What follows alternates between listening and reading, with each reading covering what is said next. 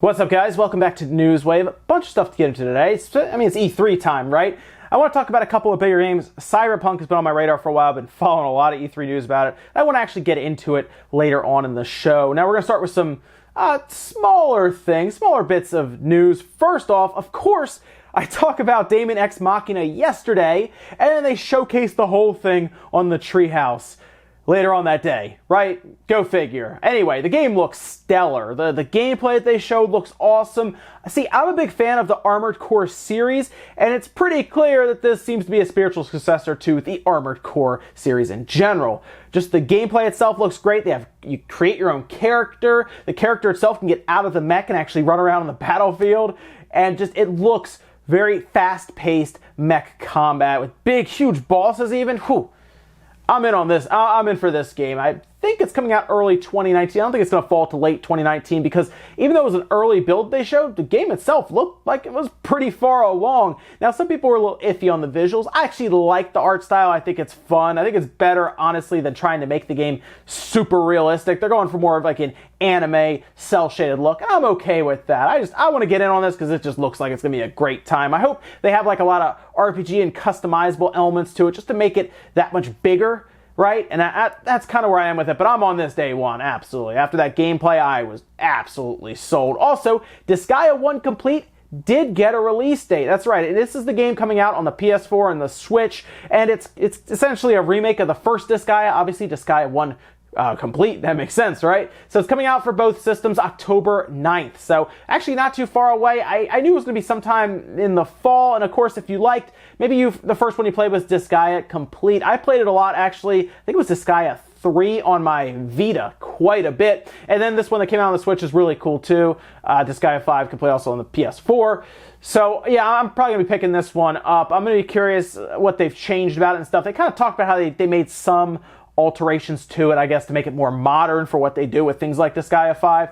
But I'll be checking out because I didn't play the original Disgaea, and I think this would be really fun to get into, especially since I like Disgaea 5. I got a little worn out on it because it's a long game, so I'm ready to kind of jump back in with this one because it's technically, I guess, a new experience to me. Also, if you saw Resident Evil 2 Remake at the Sony presser, you may have been thinking, oh, maybe this is a Sony exclusive. I kind of had that idea going into it as well, thinking that maybe Capcom is just working with Sony, since they did mention in the rumors leading up to it that it would be VR enabled. So either way, I guess really the PlayStation would have the best experience. Haven't heard much about VR for that, but it looks like it is multi-plat. In fact, it's coming to the Xbox One with Xbox One X enhancements and the PC, which of course you can just max that sucker out completely. But I'm looking at it. I think I'm going to be getting on the Xbox One X, but it is coming to basically everything but the Switch essentially, but Xbox One, PC, PS4. Although I will say I think that game's been in development since like 2014, way before the Switch was even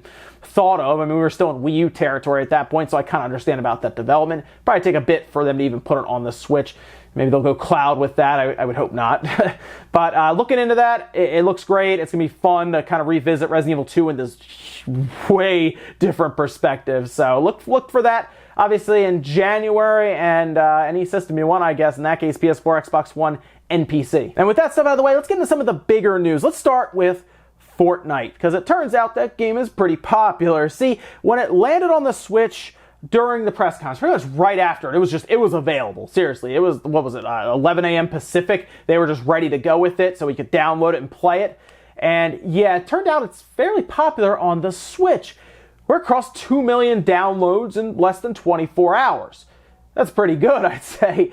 But looking at Fortnite and the Switch combined, I'm not really surprised, because where else do you really play handheld that actually has solid hard controllers by default, not a touch screen on your cell phone? Well, nowhere, to be honest. And of course, it cross-plays with the Xbox, PC, and mobile, whereas the PS4 seems to only be PC and mobile. This seems to be, I guess, the best way to really play it at home in handheld mode, or I guess on the go, as long as you have Wi-Fi. Of course, cell phones can play over their cellular network through mobile data.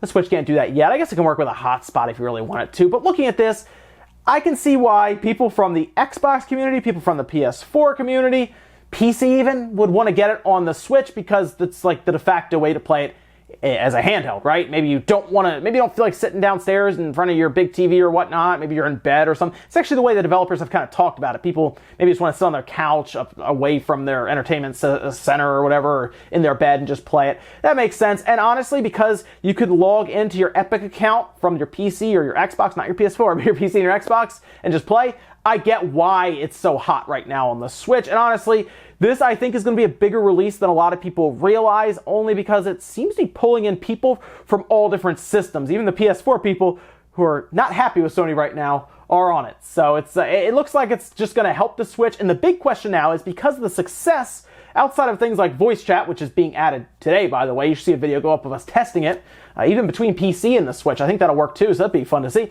It's going to be curious to see what Epic can get out of the Switch for this game. See, things like the PS4 and the Xbox started at 30 frames per second, and they've done nothing but work and work and work and work to optimize this game, unlike things like PUBG, and now it's a 60 frames per second smooth gameplay on both systems, including the base Xbox One. So we'll see what they can get out of a little Tegra chip, but it sounds like with the success, they'll have every reason to continue optimizing, and that's just a good thing. Next up, let's talk about Nintendo's E3, because it seemed to disappoint a lot of gamers, right? I don't think anyone's going to say it didn't disappoint at least some of them.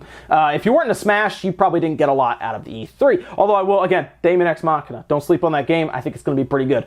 Though, in this case, it looks like investors are kind of agreeing with a lot of gamers. They seem fairly disappointed with it. In fact, since Pokemon was unveiled, the Let's Go, where the stock shot up and then it kind of dropped back down, it's been kind of a downward spiral for Nintendo's stock, specifically, I guess, in Japan, where they show at least a 14% decrease. And it only went down after the E3 presentation. But what's interesting about this, Nintendo doesn't seem that worried about it. In fact, I think they kind of see this as one of those valleys that they do run through, because they seem to have a lot up their sleeves, at least according to them, in the coming weeks and months. Of course, we know Nintendo does not treat E3 like the de facto that a lot of other places treat it, since they do their Nintendo Directs throughout the years. I do still think they should try at E3, right? It didn't seem like they tried very hard this E3, and I think that's something they should work on, or at least get back to.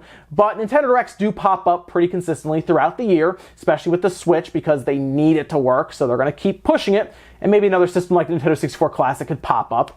But it seems that they are not worried about the stocks that are dropping. Of course, there are people who are much more qualified to tell you about the stocks and why this could be happening, but even they seem confused, because Pokemon is going to sell well. In fact, according to a lot of people, this might be the best time to buy stocks in Nintendo.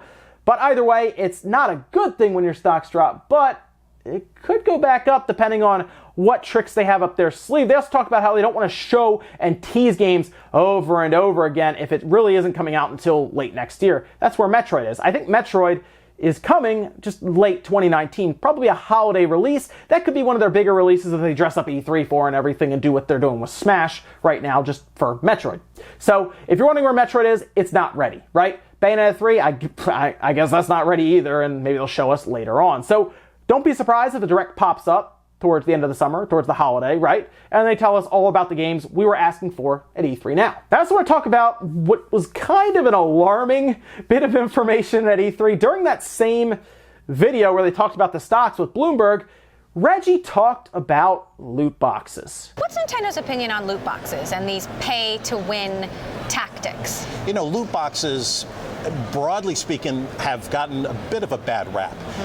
The game mechanic of buying something that you're not quite sure what's inside is as old as baseball cards, as an example. And so what we believe, for example, at Nintendo, is that a gameplay mechanic that offers the consumer something to buy that they're not sure what's inside can be interesting, as long as that's not the only way that you could get those items. And I think that's where maybe some developers have made some mistakes. For us, it's one of many mechanics that we can use to drive ongoing engagement in the game. So I'm a little surprised about this whole loot box thing. I thought Nintendo would look at this and say, yeah, loot boxes, not for us. Now, they technically have loot boxes in Animal Crossing and Fire Emblem Heroes on the cell phone, but nothing exists really on the Switch where you can pay money to accelerate your growth in the game through loot boxes, right? I looked at Xenoblade, and that obviously has a randomized chance to get your blade, but you can't put money in, so it people don't really care that much. You have to earn stuff in the game, and then turn around and summon blades, and that's kind of how it works, right? That's just the way it is. And that's fine. I was honestly, based on what we've been conditioned to understand, a little surprised that they didn't try to get money. But that's the one good thing about Nintendo is, if anything, we fault them for online, right, where they're still kind of hard-headed about certain things.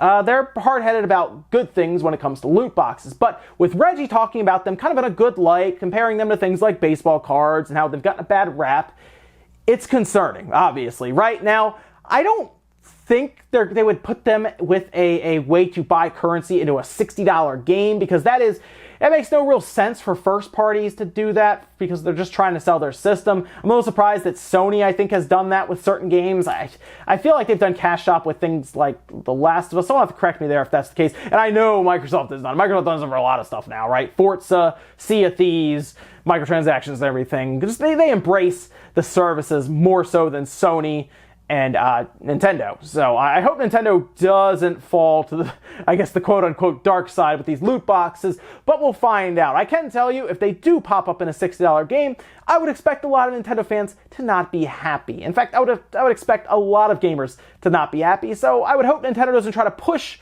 I don't think it'll ever get as bad as EA, though. But hey, when they first showed us Battlefront 2, it was an awesome game, and then we saw what happened there. Finally, in our last bit of news, I want to talk about what has quickly become one of my most anticipated games coming out of E3, and that's Cyberpunk 2077. Now, as far as we know now, they are on this generation's consoles. There was a lot of concern, possibly rumors about that, but a lot of media places have come out and talked about it. Game Informer even wrote up a piece just kind of backing the fact that it is going to be on the Xbox One, the PS4, and of course it's going to be on PC. That's where CD Projekt Red kind of grew up, essentially, was on the PC. So yeah, it'll be there, obviously. But we know there's not going to be DRM, there's not going to be loot boxes or microtransactions. They want to really deliver a full, fat experience that you give them $60, they give you a full game, right? That's something they've always done. And then they'll develop a very big and worthwhile expansion, much like they did with Witcher 3. Now, there is some backlash to this game, specifically because they talk about how it's going to be first person, and from what some people are saying, it's going to be first person with instances of third person. I assume that's like if you go into cover, like Deus Ex, it'll kind of zoom out and you see your person there in cover, and then you jump out and back to first person. Now, according to them, CD Projekt Red, it's to make it a more intimate experience. And now that media has had a chance with it, they've kind of gone over a few things. First of all, the visuals are stunning. They've even done things like compare the driving to Grand Theft Auto style, and even doing things like, say, it's the Deus Ex game that they've always wanted. That is super exciting to me. Now, some other things that have kind of come out, which you can look all over all the medias that have played this game, which is a lot of them. Closed doors, by the way, which is unfortunate. There's no multiplayer at launch, considering that later maybe. The first-person view is pretty much locked in stone here. It's coming to this generation consoles, and you don't have to pick classes in the beginning.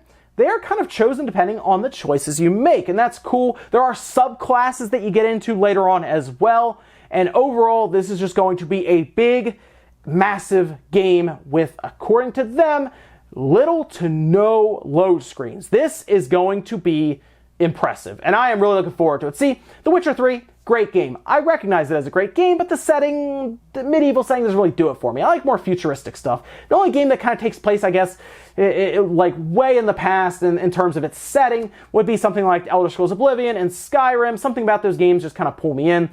But otherwise, games like that don't usually do it. I like the more futuristic stuff. I saw Cyberpunk what feels like forever ago, and I got really pulled in. I mean, seriously, I think this game's gonna end up being in development for like 6 or 7 years. Seriously, a long time. But coming out of E3, this is one of my most anticipated games.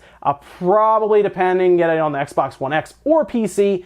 And yeah, I'm ready for it. I don't think it's coming out till 2019 though, possibly late 2019. If they weren't comfortable showing us gameplay really to everyone and doing closed door stuff, even saying that it's just not ready to show people, they wanted to keep it closed doors with embargoes on footage and everything, yeah, it's a little worrying for a release this year, 2019, but I think it's going to be worth the wait. Let me know what you guys think about Cyberpunk, though, down in the comments. I'm really curious. Ladies and gentlemen, that's going to do it for Newswave today. If you enjoyed this video, guys, hit the like button. Really helps out. If not, hit the dislike. Leave a bunch of comments down below about everything we talked about today, whether it is Nintendo and loot boxes, or their stock, or their many surprises that I'm sure they still have for this year. As much as investors seem to think they're out of surprises, Nintendo seems to be a company that surprises you when you least expect it. So no, I think there's still a lot more to come this year.